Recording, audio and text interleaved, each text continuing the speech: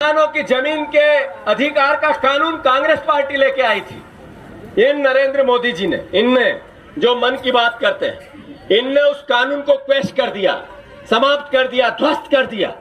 किसान भाइयों, ये फोटो इसीलिए लगाया कि इनके चेहरे पे देखो कितनी सच्चाई और कितनी झूठ है। आपका जमीन नहीं बचे, इसके लिए इन्होंने, इनकी सरकार ने, बीजेपी ने किसानों का गला घोंट दिया। मैं वचन लेता हूं रवि भैया, आपके दर्द को जीता हूं मैं, किसान के बेटों की जमीन जाती उस दर्द को जीता हूं मैं।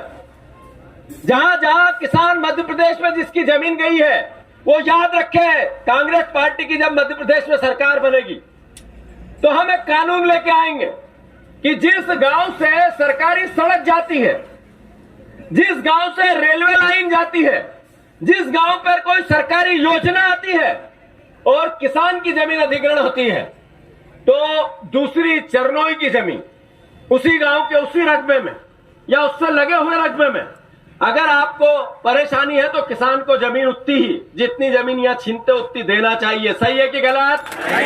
देश का विकास होता है रेल आने से, देश का विकास होता है सड़क बनने से, देश का विकास होता है इंडस्ट्री लगने से।